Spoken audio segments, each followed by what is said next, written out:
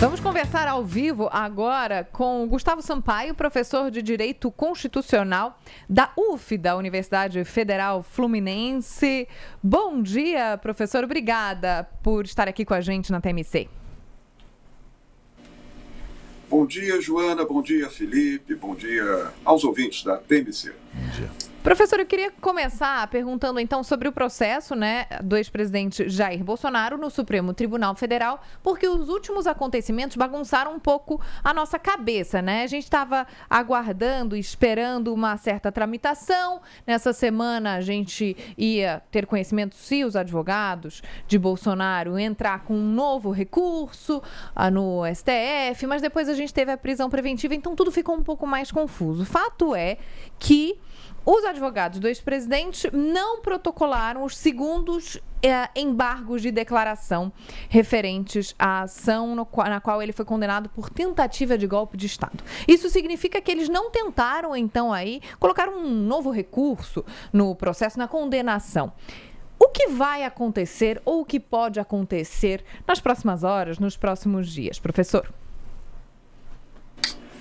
Bem, a não oposição dos segundos embargos de declaração já era alguma coisa prevista, porque, na verdade, Joana, é preciso separar aqui as coisas para entendermos bem esse tabuleiro de xadrez complexo.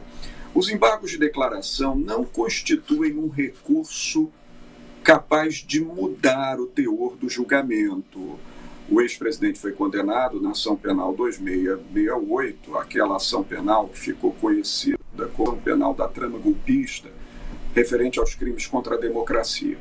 E os embargos de declaração se destinam a aplacar uma eventual obscuridade na fundamentação do julgamento, ou sanar uma contradição do julgado, ou até comatar uma lacuna, eventualmente, se houver alguma área não bem explicada na fundamentação do julgamento.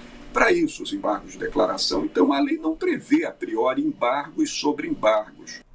Quando acontecem embargos sobre embargos, é porque a decisão foi mal lançada, é necessário algum esclarecimento. Como o tribunal desproveu os primeiros embargos, dizendo que não havia nada a esclarecer, que a decisão estava muito bem fundamentada, esses segundos embargos poderiam ser interpretados como um recurso procrastinatório, um recurso protelatório. Isso é muito mal visto pelo tribunal. Então eu aposto, Joana, no sentido de que nós teremos agora uma oposição de embargos infringentes. Embargos infringentes, sim, são um recurso para modificação do julgamento.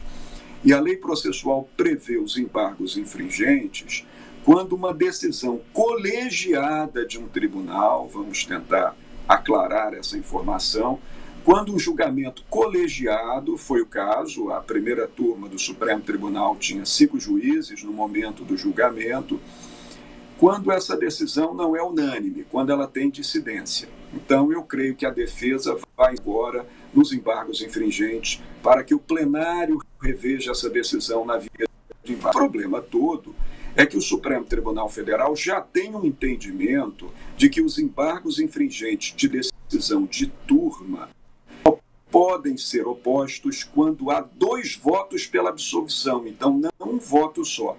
Mas a defesa, cumprindo seu papel, que eu compreendo, os advogados têm o dever de insistir mesmo, a defesa certamente vai opor os embargos infringentes, provavelmente o ministro vai inadimir esses embargos por entender que ele fez, porque só houve um divergente, o do ministro Luiz Fux, e contra essa decisão de inadmissão, a defesa certamente vai apresentar agravo interno, que é um recurso previsto no artigo 335 do Regimento Interno, para forçar que o colegiado diga se aqueles embargos realmente eram cabíveis ou não. Moral da história, Joana, tem um terreno ainda pela frente, tem um tempinho pela frente ainda nessas discussões, até que venha o quê? O trânsito em julgado da decisão penal condenatória. Apenas para concluir, porque eu me estendi muito na resposta, para concluir, Joana, isso não tem relação nenhuma com a prisão preventiva, está bem? A prisão preventiva não é decorrência dessa condenação. A prisão preventiva não é nem decorrência desse processo. A prisão preventiva se deu nos autos de uma investigação que foi instaurada lá atrás pela Polícia Federal para apurar outro crime de coação no curso do processo, por conta daquelas ameaças que o filho do ex-presidente, Eduardo Bolsonaro, estava fazendo contra o Poder Judiciário. Acho até curioso, porque o ex-presidente Bolsonaro não foi denunciado pelo Procurador-Geral da República nesse inquérito da coação no curso do processo, o que, para muitos juristas, definiria que ele já deveria ter tido essa prisão revogada, essa prisão preventiva. Mas ele estava em prisão domiciliar e, como ele tentou violar a tornozeleira eletrônica, o ministro Moraes determinou a progressão para a prisão preventiva no cárcere. Enfim, Joana, há muita coisa a dizer, a matéria é muito complexa, mas é o que se pode falar assim, muito superficialmente sobre esse caso.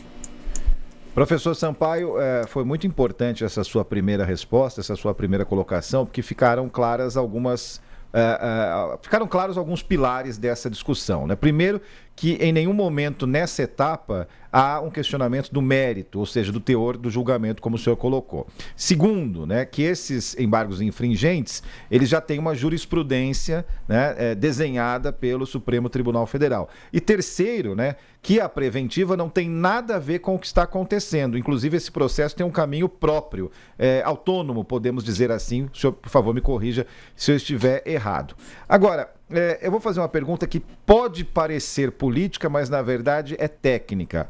O legislador, né, vem aparecendo no Congresso Nacional agora, voltando àquela discussão de anistia, e a anistia sendo substituída pela palavra dosimetria, né?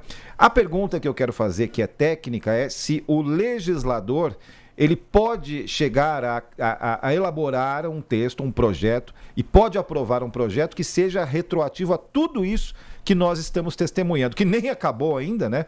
Como a gente está colocando, nem acabou, mas pode ter um revés. Isso, tecnicamente, à luz da Constituição, é possível, professor? Sim, é possível sim, Felipe, e é bom explicar as duas coisas, não é? Porque você nos traz dois elementos importantes. O primeiro deles, a anistia. Esse é um ponto, é um continente. Há um outro continente da discussão, redução das penas na lei dos crimes contra a democracia. Esse é um ponto completamente diverso. E muitas vezes, Felipe, algumas lideranças do Congresso falam como se a mesma coisa fosse, mas são bem diferentes. A anistia é um poder dado ao Congresso Nacional pela Constituição da República. É uma espécie de perdão a certos indivíduos pela prática de certos crimes ou certo crime durante um determinado tempo, um determinado intervalo de tempo. Esse é um poder que o Congresso tem, porque o Congresso é constituído de 513 deputados e deputadas eleitas pelo povo e 81 senadores e senadoras eleitos pelos 26 estados e pelo Distrito Federal. Então é a Casa Legislativa, ela pode sim conceder esse perdão legislativo pelo crime praticado. Claro que no seio dos especialistas em direito, da doutrina e até da jurisprudência, há quem discuta se os crimes contra a democracia podem ser objeto desse perdão legislativo. Eu, particularmente, sempre, sabe, Felipe, num compromisso muito técnico de velar pelas regras do jogo, independentemente da posição de quem está nos ouvindo, ser mais à direita ou à esquerda, eu devo dizer que a anistia pode ser concedida sim em crimes contra a democracia. A Constituição não veda.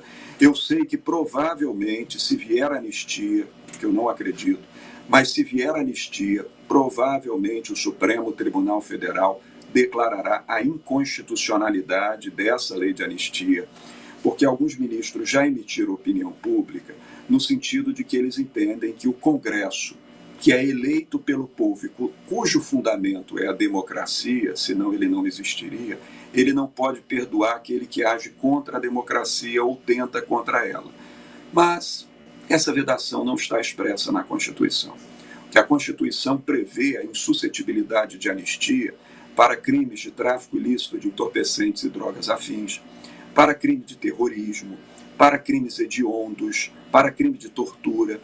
Não veda anistia para crimes contra o Estado Democrático de Direito. Então, por mais antipática que seja essa tese, Congresso pode conceder anistia, sim, na minha modesta opinião. Agora, o segundo ponto é sobre redução das penas na lei.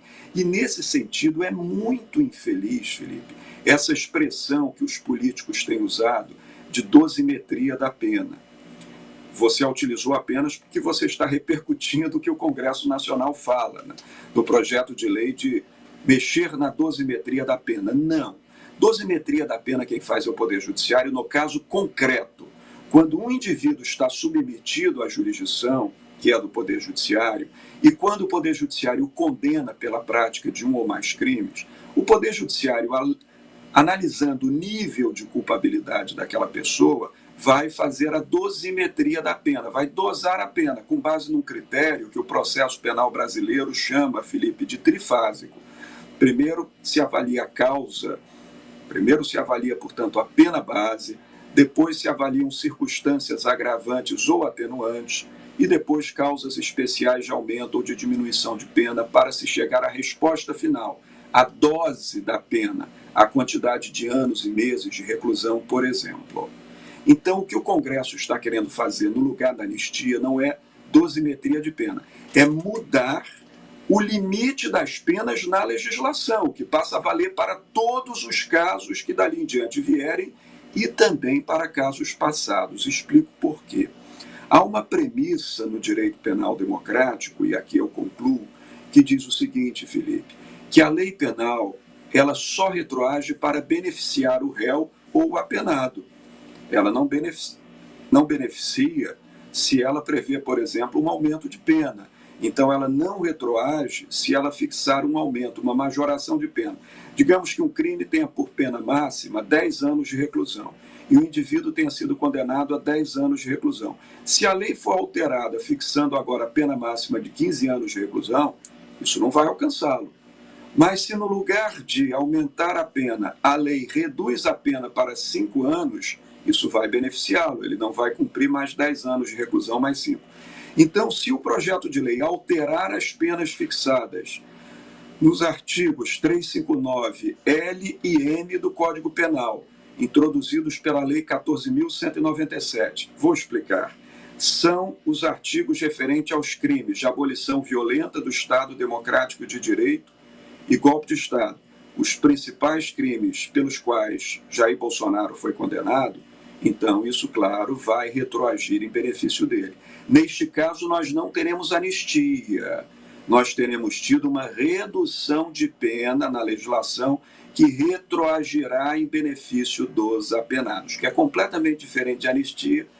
E aí vem a questão política que vocês examinam melhor. Muitas lideranças, até da direita do Congresso, não querem anistia para o ex-presidente, porque se ele for anistiado, ele provavelmente recuperará os direitos políticos e poderá se candidatar à presidência. E o que muitos líderes da direita querem é o espólio eleitoral do ex-presidente para se eleger no lugar dele. Mas aí já é uma questão de análise política, não de análise técnico-jurídica. Eu tenho certeza, né? Nós temos certeza que foi muito esclarecedora essa conversa com o professor Gustavo Sampaio. Muitos pontos, né, ficaram claros para a gente, para quem está nos ouvindo, né? Professor, muito obrigado pela sua participação aqui na TMC, né? Esperamos contar com o senhor outras vezes aqui na nossa programação. Bom dia, até uma próxima. Obrigada. Sempre contarão, satisfação conversar com vocês. Bom dia, Felipe. Bom dia, Joana. Agora 9h43.